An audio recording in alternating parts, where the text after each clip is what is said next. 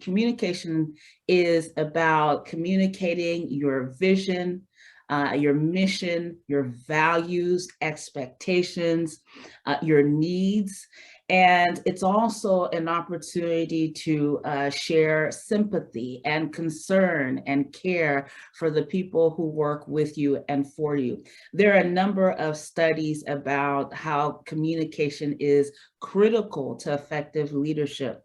But communication is not just about speaking, it's about gathering information, it's about listening, it's about paying attention to various cues, social cues, physical, emotional cues. And so I wanted to talk about communication essentials as part of the Leadership at Work series, because I believe this is a critical skill, not just a soft skill. In fact, we're learning that soft skills are not just soft skills, they're critical, necessary skills to help leaders be effective, to engage people who work with them and for them, and to be able to move their organizations forward. So today I have with me Terry Carter, who is the author of several books. And you can see that to the right side of the screen, which is might be on the left side for you, but it's on the right side of the screen. And he is the author of several books. He is the newly installed Poet Laureate for the city of Medford. He is a trainer, community and organizational leader. He has 30 years of experience in HR and organizational leadership.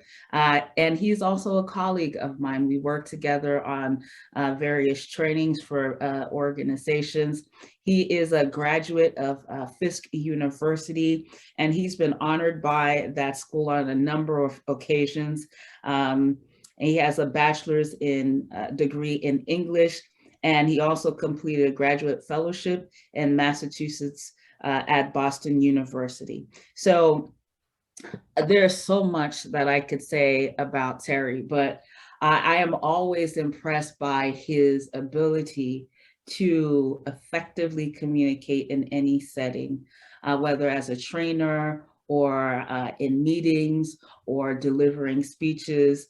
He is one of the go-to people for me when it comes to writing, when it comes to presentations. And I am glad to have him here with me. I will put in the chat later on information, links to his website and to his books, so you can support him. But he is here with us, and we're going to be talking about communication essentials. And before we get into it, for those who are not familiar with me, and I believe most of you know who I am, we've worked together in various capacities. I am Jessie Saintcyr. I'm the owner of Saintcyr Consulting. I have a lot of experience in HR, legal, as an employment attorney, and D&I initiatives. I am really passionate about investing in people, and thus this is why I created this series, Leadership at Work, which I will share a little bit more about later. One of the fun facts I love to share about myself is that I'm the third of 10 children. I share that because it is where I learned first to become a leader, and I've leveraged that background to help me in various leadership roles. So a little bit about Saintcyr Consulting. We are a women-owned certified business, certified by Women Business Enterprise and the Small Business Administration. We are awaiting certification from the state of Massachusetts, but we leverage the HR, employment law, and D&I background to provide strategic, inclusive, and risk mitigating solutions for our organizations through various services. And risk mitigation just means we help prevent lawsuits. We don't create them, and we ensure that we put our organizations in the best defensible positions through HR, D&I, and leadership development strategies. All right, so enough about that. So I'm going to stop sharing so we can get to this interview. But Terry, thank you so much for joining me today and being part of this really important conversation on communication. So first question, well, first of all, did I miss anything? No, no. What you haven't said isn't worth saying, so. Okay, so then let's talk about communication. The first question I have for you is, what is effective communication? You know, I think that I would explain it this way. In order to have sustained and fruitful relationships, they seldom develop in the absence of effective, dynamic, and positive communication. So what I mean by that is that, you know, obviously it takes two to tango. So you have to have the person on the left, the person's on the right, talking to one another in order for relationships to develop. And in business, relationship it really is the key thing. Mm-hmm. How people can effectively build teams, how people can effectively provide services, how people can effectively deal with problems, mitigate risk, as you said. All of that really depends on the ability to communicate effectively across the table, across the aisle, across the room, across the country. So that's really what we're talking about. We're talking about the opportunity to build sustained relationships, and the key mechanism for that is effective communications. And communication, as I mentioned before, it's not just sharing information, it's also about listening. Right. In the series, and when I do training, I always share a clip of an interview that I did with Steve Grossman, mm-hmm. who the Boston Globe referred to as the best treasure in living memory. And I had the pleasure of working with him as deputy treasurer for the Commonwealth. And he always says that his father used to tell him that you have two ears and one mouth, mm-hmm. use them in that proportion. And by that, he was saying you listen more than you speak, because when you are listening, you're able to gather information to help you to communicate more effectively, and helps with your messaging as well. What are your thoughts there?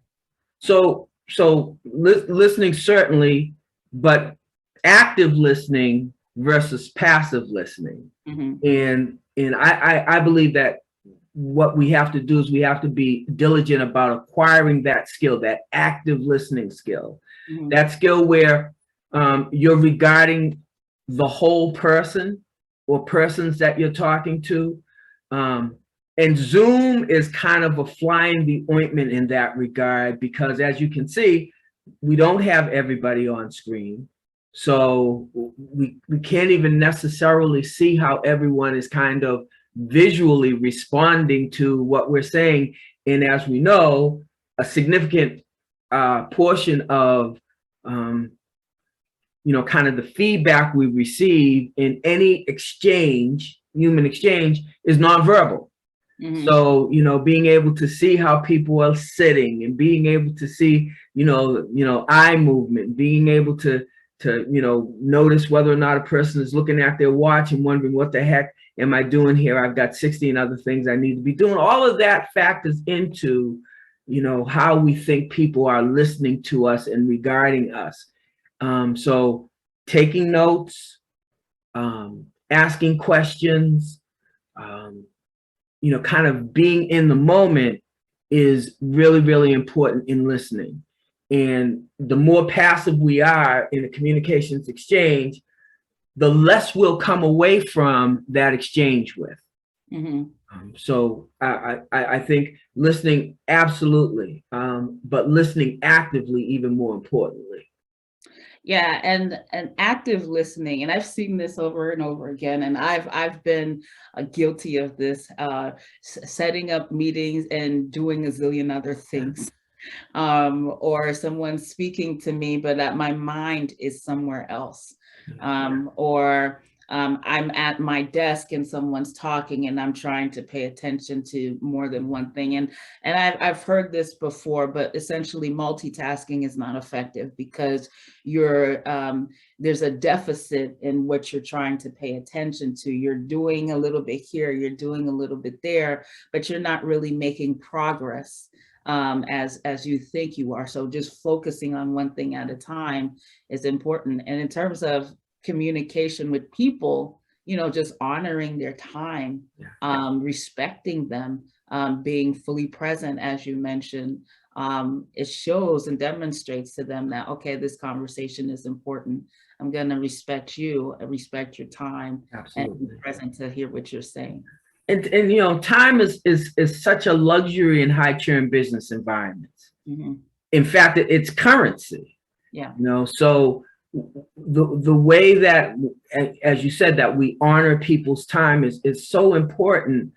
But at the same time, the pressures from the outside to kind of take that time and split it into 1,000 things, is so tempting.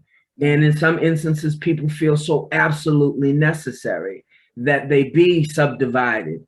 But the more we can adjust to the value of the conversations and the relationships that we're having, so that we devote significant, real attention to them, again, the better we come away from those exchanges, the more we come away with.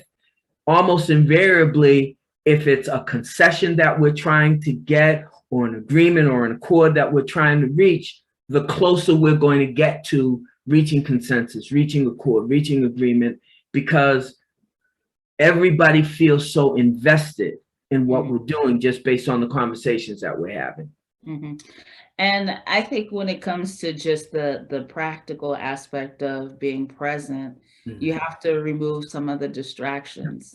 If it's your phone, especially if you're scheduling a meeting to talk with someone, just if you can, just put your phone somewhere else that's not within reach. Move away from your desk so that you're not tempted to look at something. I had this office, and actually I think most of my offices, I was able to have like a little desk or something away from my computer.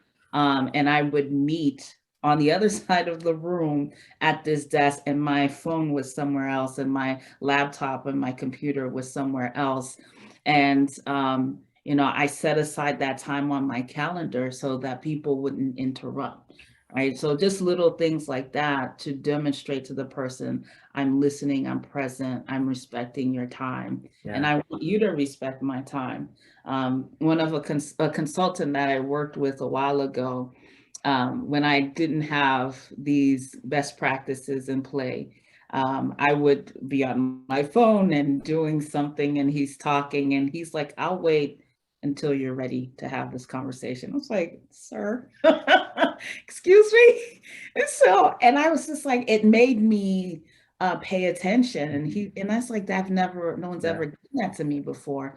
And he's like, if you're not listening, what's the point? Everything I'm saying to you doesn't really matter. Yeah. And I mean, in you and I, are kind of, knee deep in all of these different studies that have been done on effective leadership, and almost uniformly in every one, that nugget about listening respectfully, transparently, actively always comes up. It's always if there are any top 10 lists, listening is certainly going to be in the top 10 list in terms of developing effective leadership skills. So then let's pivot a bit and talk about communication in light of the pandemic, in light of social unrest, in light of the Buffalo shooting. We've been bombarded with so much information. A lot of it is emotionally, physically, mentally taxing. I've heard over and over and over again that people are just tired. You're sleeping, but you're not really resting. CDC, National Institute of Health, have indicated that mental health issues have gone up. by up to even 40% in some cases. World Health Organization has identified fatigue as or burnout as an issue in the workplace. And so when you're tired, listening and communicating is something that's going to suffer, right? What have you seen in this area? I mean, it's there's a lot of evidence from World Health and from CDC and from a number of other organizations and in a lot of business organizations that are taking stock of what's going on, that we're kind of we're in a crisis mode right now. Yeah. In terms of wellness of people in organizations. And we're certainly seeing a lot of evidence of this play out in something, you know, whether you know, there's some level of mythology or exaggeration to it, the Great Resignation. Yeah. A lot of people feel like they have to leave because their organizations aren't listening to them. Yeah. You know, aren't heeding the signs that there's trouble in the workplace. Mm-hmm. And they feel like if ever there was going to be a time where I needed to make a change for my own self, for my own soul, it's right now. Mm-hmm. So you have a lot of that leading to people with significant skills and abilities and backgrounds saying, see ya, and leaving organizations. And it may, again, maybe it's not as wholesale as some might, you know, lead you to believe. Maybe there's a bit of exaggeration in it, but it certainly is a thing. Yeah. And organizations that are not paying attention to it do so at their own peril. Yeah. I mean, you have millions of people who've left their jobs, some without a job to go to. And I think part of it is just reevaluating what's important. And, you know, mental health is, you know, this is Mental Health Awareness Month. And so that's, you know, risen to a place of prominence in our conversations. But you're right. I mean, if you're not listening and you're not caring about what's going on with me or the changes that we were able to adopt during the pandemic to make work more accessible or feasible and remote. And then just to get back into the workplace without trying to incorporate some of those changes or trying to go back to status quo. I think it's a failure of it's the failure to listen to what obviously is working. And this is not a slight on coming back into the workplace, because honestly, I like to be able to go into the office and meet with people. And it's not just about that, but it's what we learned about how people engage and what people need and what we need to communicate. There's just so many lessons there that I think we've learned throughout the pandemic. And we're still learning, and we shouldn't just put them by the side because now, okay, we're able to come back into the workplace. Absolutely. And so much of workplace culture is built on the back of the way that organizations communicate. Yes. From leadership into the field, from management across the line, and so much of, you know, mission and principles and values and customer service and you know, kind of how we care about our people, et cetera, and so forth. It's all built on hundreds and thousands of messages that go out from the workplace into that atmosphere, into that universe per se.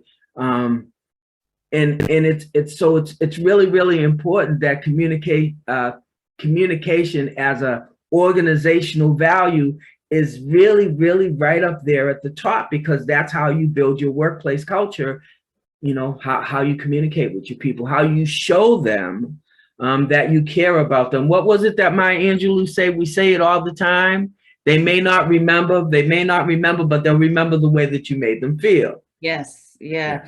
And you know what? And I want to share this statistic with the group. I'll share my screen here. I think it's really important because of what you just said. So much of the organizational culture is based on communication. And Salesforce did this study, and they've indicated that 86% of employees and executives cite the lack of collaboration and ineffective communication. 86%, that's big, right? Ineffective communication work for workplace failures. And I would say it's probably communication, which is number one, because we fail to collaborate because we don't always communicate our needs. We fail to convene the right people. Because of bias or issues that we've had in the past, or lack of courage or fear or insecurity, or different agendas or motivations.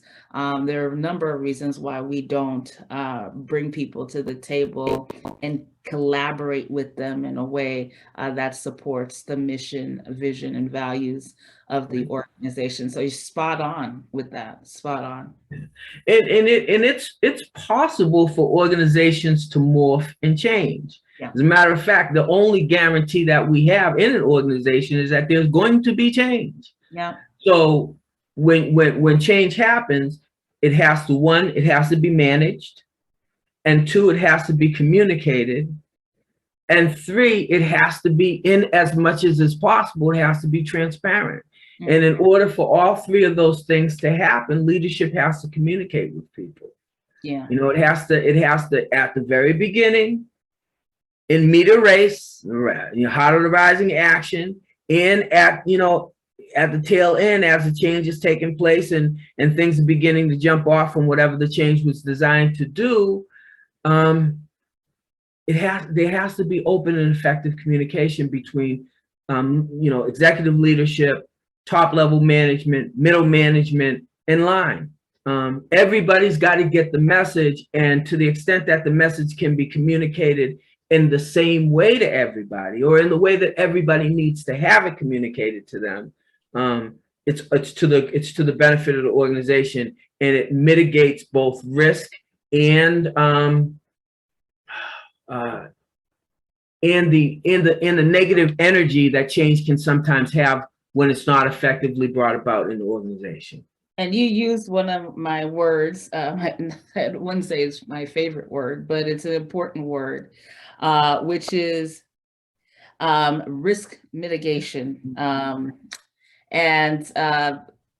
No, you can turn your camera on and off, on or off, whatever you're comfortable with. I just saw that question.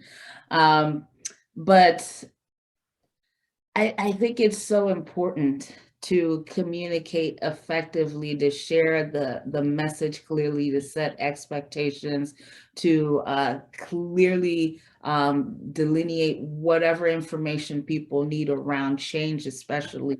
And as an attorney, as an employment attorney, I see a lot, and I've read of a lot of case law around discrimination claims, which the top 5 are, if I can remember them, retaliation, race, age, disability, and sex.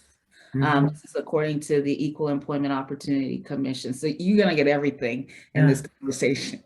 But anyway, and the number 1 is retaliation. And the thing is, with retaliation, it's someone may have had a concern or a complaint or a claim around discrimination, but the EEOC, or Massachusetts Commission Against Discrimination, didn't find enough facts to support that, but found that the organization responded in a way, either stopped communicating or engaged in inappropriate communication around the person's concern, that led to the finding that there's retaliation, and therefore they have to either settle, or the person will get some type of damage. So communication in terms of risk management, so important, because we have to remember, it's not just what we say, it's how we act. It's those cues, right? How we're engaging or disengaging that denote or to someone, or signal to someone that you're in the in group or you're in the out group, that you're part of this organization, you're welcome, or you're not, and we don't really care to engage. So we got to be careful on all fronts. It's absolutely right. And, you know, a high degree of transparency almost always equates to a high level of accountability and a high level of respectability within the organization. Mm-hmm, mm-hmm. And, you know, I mean, leadership that, you know, is willing to say, okay, here are our cards, lay them right on the tables for, you know, for you to see. And then the organization takes note of the fact that, okay, well, you know, they're showing us the books, so to speak, and it may not always be in a financial or an accounting sense, but just in terms of who we are and how we operate as an organization, you know, come see, we'll show you. We're not trying to hide anything. And once people feel like, you know, the organization is accountable, then they feel like they're respected within the organization. Because the more we're willing to show you as leadership within this house, the more you can feel like you're a part of the organization. Exactly. And let's talk about inclusive communication. All right. And I'm going to share a slide or two here again, and feel free to take a picture of this if you'd like. But all right, so what kind of slide? So communicating inclusively means that you're bringing people to the table, right? So, you know, I have these 5 questions you always have to ask when it comes to effective communication: the who, what, when, why, and how. But it's who are you bringing to the table? Right. Who needs to have this information? What is the purpose of the communication? What is the issue and information you're sharing? Is the timing right, or should there be another time for this message or communication? And the delivery, how people receive information, is really important. But when it comes to inclusive communication, the people, or the who aspect of communication, is so important. Because if you're always bringing the same people to the table, you're gaining the same perspective, right? You're asking questions of the same group of people that you've always asked before, and you're getting the same results. And this is not just my thought. You know, McKinsey has a number of reports on diversity and inclusion, and they've indicated in their reports that organizations that are able to leverage diversity in an inclusive way, right, bringing different people from different backgrounds into the organization, but making sure they're at the table, they have a way to contribute and share and communicate needs, concerns, and ideas, they're able to outperform their competitors in their industries by, I believe it's 33 or 35%, right? So this is not just good and nice to have. This is about moving your organization forward, moving, you know, your agency forward. If you're in the healthcare industry, it's how you're communicating to patients and to the community as a whole. And who are you bringing to the table to ensure you understand all that's going on in the community, so that the services are aligned with the needs. If you're a government agency, it's the same thing. And this, I've seen this in practice. I've done this in practice. But it's so important that we bring different perspectives to the table so that we can understand the needs and also engage in communication and information dissemination in a way that honors, respects, pays attention to, is careful about the audience, and is communicating that information in a way that they can receive it in a time, fashion, and method that is appropriate. And what are your thoughts on that? Right. Well, again, you know, a lot of what you're speaking to is, again, this whole notion of establishing a culture within a business environment that, you know, that promotes people. And when I say promote, I'm not talking, you know, just talking about, you know, rungs on the ladder. You know, I'm really talking about, you know, kind of promotes how people interact, promotes how again, information is shared effectively and fairly, promotes equity. promotes the notion of having different people at the table as a value of the company. If you have an organization of 1,000 people, and as you say, Jessie, the same 10 people are making decisions about everything, there's no way, given even really expansive experiential backgrounds within all of these people, that they can be representative of an organization of 1,000 people. So that thing has to change. It has to rotate. It has to expand. It has to morph. It has to bring more people in to get more opinions, to get better insight, and also to more effectively service both your internal customer, because every organization has people on the inside, and your external customer, those that you're trying to, sell your service, information, or product to. So it's just really, really important, because at the end of the day, all a business has is its culture. All it has is the way that people within that organization effectively interact with one another. Because you're not going to be able to do it real good on the outside if you can't do it almost equally good on the inside. I love that. And it reminds me of what Steve Covey says in 7 Habits of Highly Effective People. Habits, I'm sorry. He says you have to have the private success before you have the public success. And this is not just on a personal level. This is on an organizational level. So you're absolutely right. And I think a telltale sign of ineffective communication in an organization is when the public knows something about what's happening in the organization before the people know. It's like, why is this in the press? We didn't hear about it. This is news to us. Or as we would say in the neighborhood, why my family put my business out in the street? Yeah, exactly. So I'm gonna stop here. We're having a lot of fun in this conversation. I want to stop here for a moment and see if we have any questions. And I think we have one already in the chat. How can you, and this is anonymous, and if you want me to share your name, I'm happy to do so, but how can you effectively communicate to your D&I committee that they are creating the exact culture they are trying to change? You want to take that?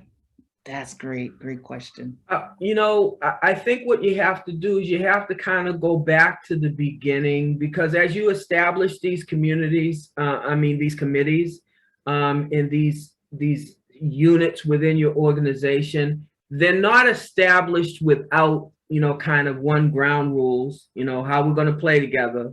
And then 2, without, kind of mission statements and goals. So I think one of the things that has to happen, you have to go back to the beginning. You have to go back to the rules of engagement.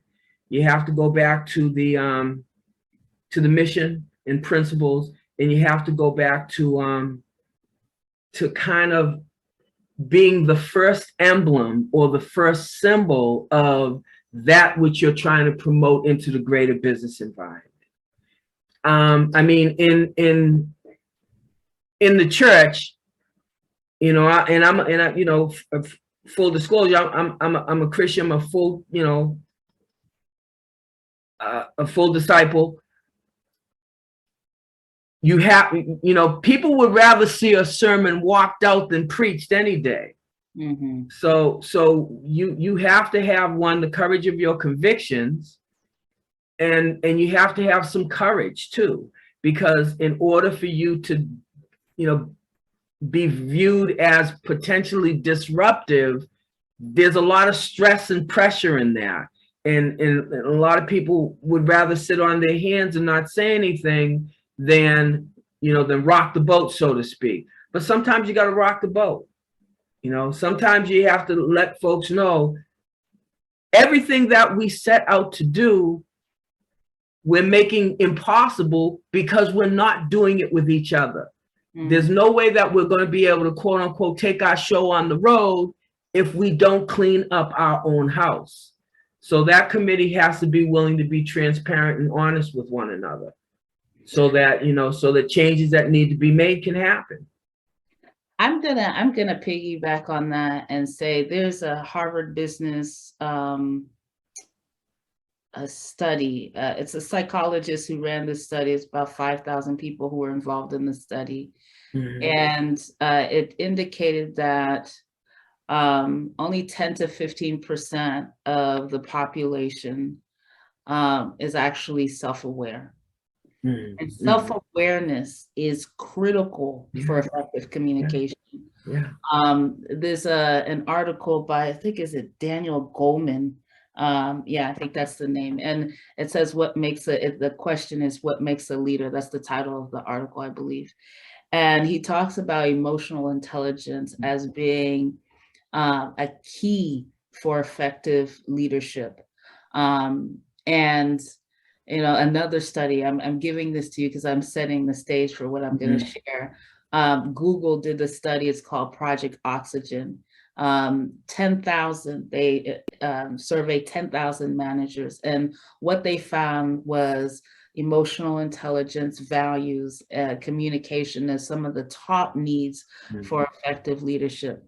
And the thing is about self-awareness and emotional intelligence is you have to see yourself and you have to see how you show up and how people receive you.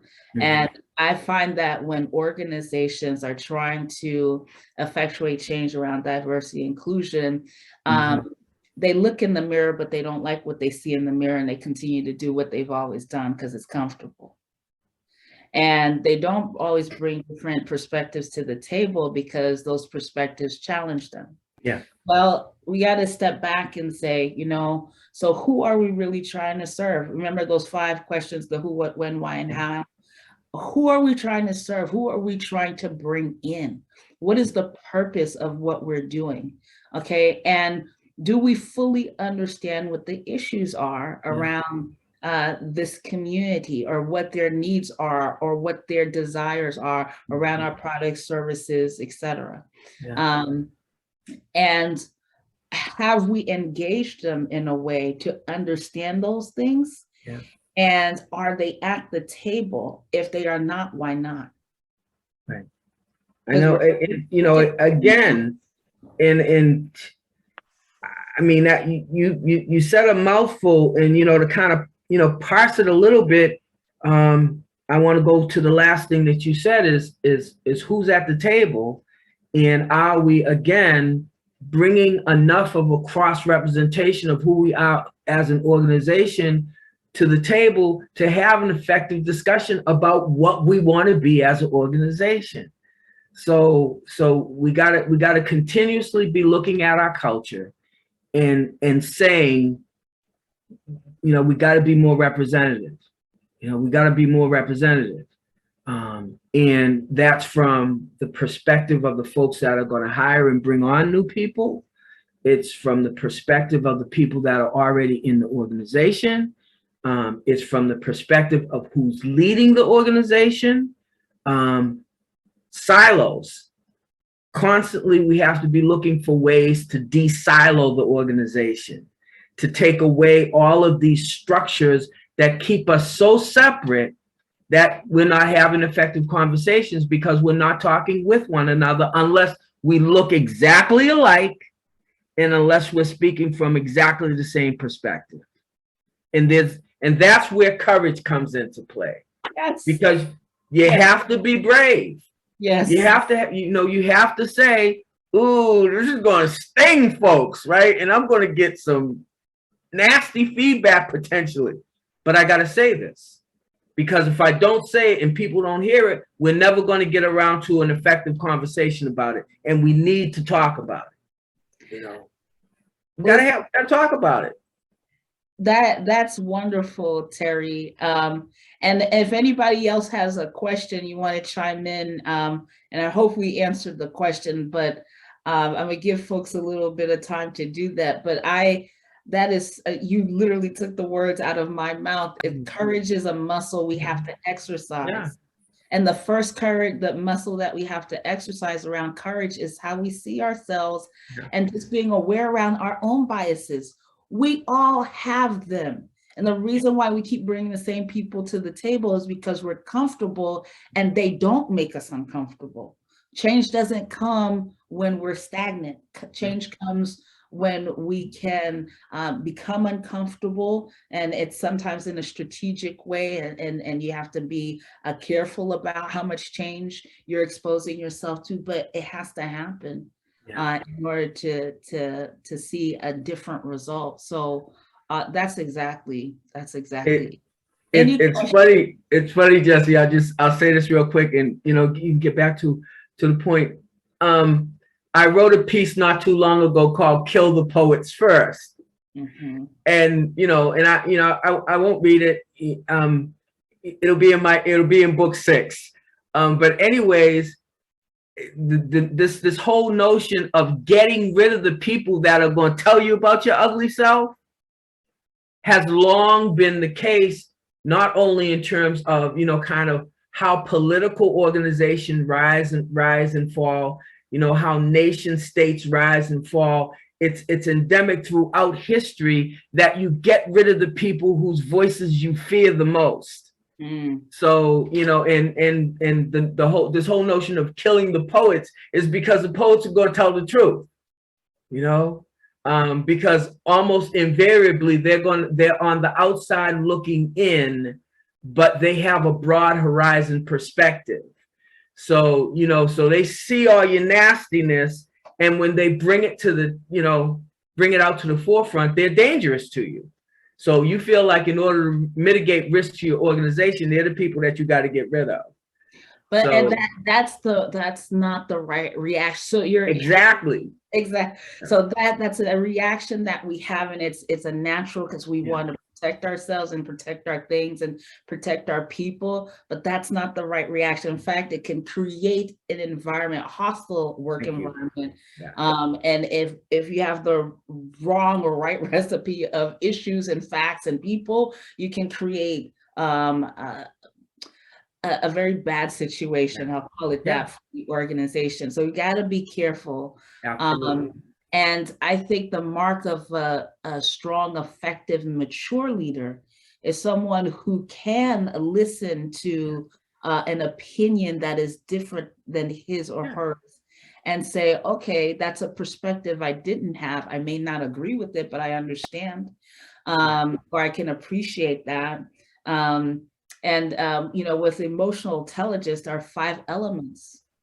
There's self-awareness, so how I see myself and how I show up, self-regulation or self-management, being able to manage my emotions and my reactions, motivation, it's the intrinsic, it's what I value, and the desire to always want to grow and to change and to be better, empathy.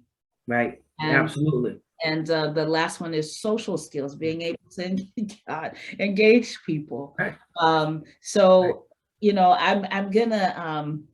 gonna talk about empathy here, because with the shooting, the Buffalo shooting, another senseless, tragic shooting that just was based on just a racist mentality.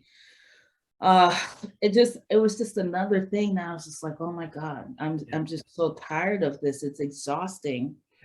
And being able to be empathetic requires that I have the energy to feel, to appreciate, to listen, and feel what you feel. And at least to take the time to appreciate what you feel. Let's talk about that a little bit, and feel free to type in the chat or unmute yourself if you have a question. You don't have to, you don't have to wait. Just go ahead and unmute yourself and we'll get to you. Okay. I think one of the things is it's certainly no longer, we used to say it's an isolated incident, but it's happening so frequently that we can't really say that anymore. It's happening with such regularity that we can't just dismiss it as a runoff, rogue, lone wolf. We can't use those descriptions anymore. We've got a societal problem. And we're not doing enough to deal with it. And there's 1,000 different avenues that we could go down. We could go down the gun avenue. We could go down the mental health avenue. We could go down the critical race theory avenue. But even without going down any of those avenues, in order for us to establish what Martin Luther King called a beloved community, we just have to sponsor a return to loving one another. Yeah. And across all of the fences, borders, and barriers, we have to get away from all of these different, labels that we attach to each other so easily these days, and use one label: human. Yeah. We're human beings, and we're, the same red blood that runs through my vein runs through everybody else's. Yeah. So, when it's all said and done, whether you're using 23andMe or Ancestry.com or whatever, at the end of the day, when everybody takes a test, they find out that whatever they thought they were, there are 100 other things besides. So, for anybody to be walking around thinking that I am the one pure strain of whatever that, whatever God I serve intended for me to be on this planet, it's ludicrous. It's ludicrous. There's some of me and you. There's some of you and me. There's some of me and Ralph and Danielle and Dan and Veronica and Ruth and Marie. There's some of me and all of you. And there's some of y'all and me. Mm-hmm. End of the day, and that's, I believe, going to be the conduit through which we can start to have these bigger conversations about who we are as a people in this country. Because there's too much of this, they're not like us. Mm-hmm. And you know what? Scientists say that we are 99.8% the same. 2.2% different, and it's really what you see on the outside. I always say that we are all gifts. Yeah. We are all of great value. And it's taking the time to learn about each other, communicate with each other, break bread with each other. That's going to break down the silos. And sometimes we just got to turn off the news and turn off those talking heads who continue to pull us apart. And I think when it comes to these types of tragedies, and it's you have the war in Ukraine, you have different movements, all of these things are happening at once. And I think it's just, as leaders, we have to listen to learn what's going on with people and how to fix them in the workplace. But even when you don't know what to say, a simple question of how are you doing, and take time to wait for an answer.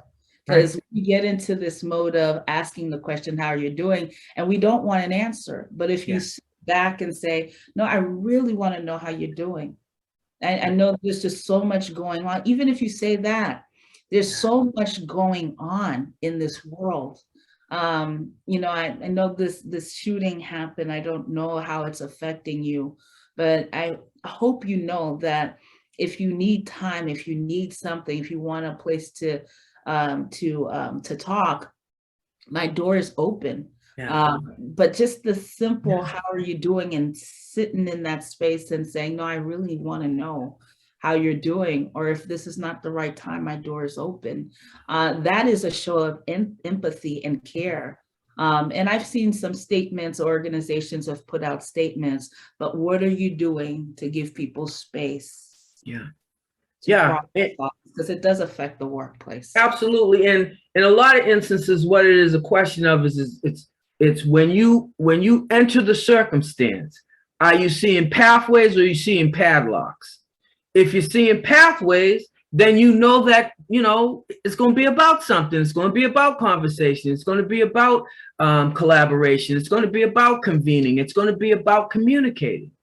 But if you see padlocks, doors locked. Can't get in,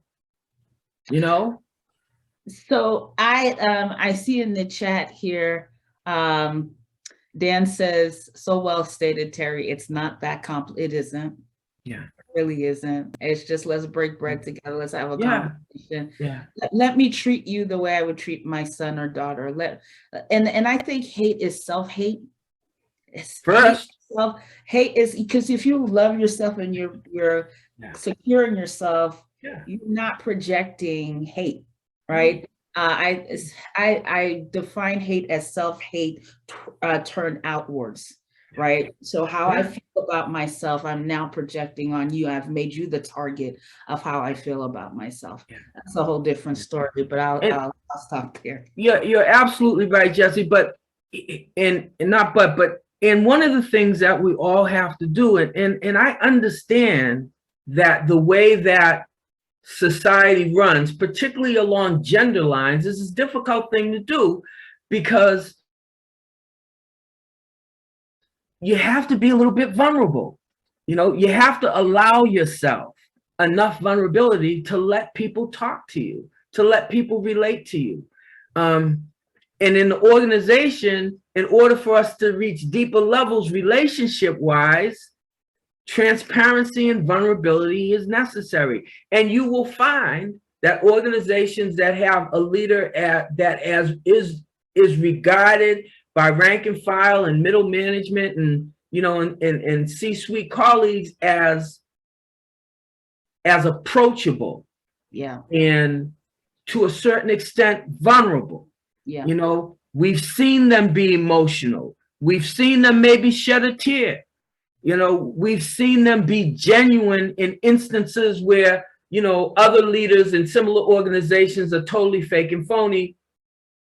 That's where, you know, organizational cultures become bedrock, you know, where folks, even if they're witnessing craziness all around them, left, right, center, are saying, oh no, this is my place.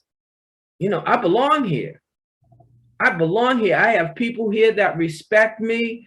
You know, I have people here that communicate with me effectively, that are transparent at the top, that show that leaders that lay their cards on the table.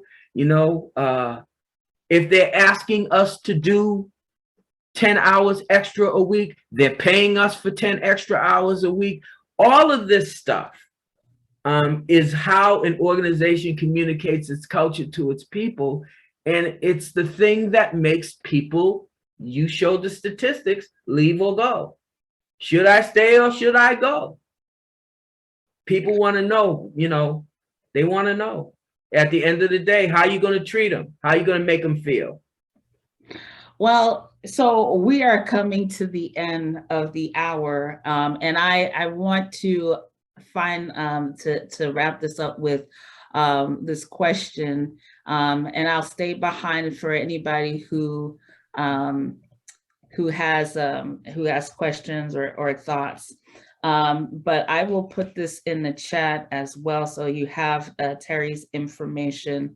But it would be a missed opportunity if I did not ask you about effective communication and how, as a poet and 5-time author, how communication helps you, or how you've used and what some of your techniques are to communicate in written and verbal form, and also just out in the community and with other people. Yeah, you know, to me, I think I do probably 3 or 4 things reasonably effectively in my writing and in my speaking. One is that I try to take the pulse of the audience that I'm going to be with, and then when I talk to them, I hope as effectively as I can to talk about the things that are important to them, to speak to, you know, kind of what their need is in coming through the door. The other thing is that, you know, I tell the truth, you know, as best I know it. Now that I'm not an expert in a whole bunch of things, but I'm smart enough to study, know what I don't know, and be willing to say so. And then what I do know about, I can speak to very authoritatively, and with some rhyme and rhythm as well. So, and then move people. Yeah. Move people, you know, get as best I can, get folks up off of the spot that they're sitting on. And I'm saying sitting on metaphorically. I'm not necessarily talking about sitting down in a chair. I'm talking about the position that you think you hold in the universe. Ooh. Sometimes people got to move you off that position in order to get something in here that ends up in here. Sometimes people just have to move you off the position that you're on. And poets can do that. You know, effective poets can move you off of a position that you've held dear for a long time just by causing you to think about something you think about all the time, but in a different way. You know, a lot of people think about race a lot. Yeah. But they think about it only in the context that they have known it. And the truth of the matter is, because, and you know, and I'll be plain here, a lot of white society has not been forced to know race in any other way but as the dominant party. But if you've been in a society, a social context where you have to know race in a different way and have been forced to think about it a different way, then you know some things that some other folks don't know. And you can show them some things in a way, a respectful way, that may provoke them to think about a thing that they think about all the time, but only think about one way, you know? Listen, so I think that's it. That just brilliantly put. I'm going to share this information, then I'm going to stay behind in case folks have questions or thoughts. But I want to say this, first of all, thank you so much, Terry, for this very rich conversation. Terry and I work together. He is one of the consultants that work with me as we provide leadership training and development opportunities for managers and leaders in organizations. And so if you have any questions about reaching out to him, his information is already in the chat. But this is part of the Leadership at Work series, y'all. Tell your friends, and I've had hundreds of people participate in this series. But I want to share something that is exclusive to those who participated in the series. And you'll get more information about this early next week. But we're going to continue this conversation with Steve Kadish, who was the first chief of staff to Governor Baker. And I interviewed him as part of this series before last year. He's coming back because he and Governor Baker wrote this book together. It's coming out this Tuesday. And I don't want to get the name of the book wrong, but it's called, let me see here. It is called, yes, it's called Results: Getting Beyond Politics to Get Important Work Done. And communication is critical aspect of getting work done and building bridges and bringing people together. I call it communicating, convening, collaborating, 3 of the 7 C's that I train on and when I talk about effective leadership. So Terry has really elevated the conversation. I'm so happy to be able to have this conversation with him and to continue this conversation next month. And the interview is June 21. It is invite only, so you will receive an email for that. And Steve Kadish and I will talk about leadership and his book and how he built and the governor built high-performing teams to get the work done. If you have any questions, I'd like to reach out to us about training or leadership development or HR solutions. I'm going to put my email in the chat, but I'm going to stay back for a little bit to see if anyone has any questions for me or for Terry. But this has just been a rich conversation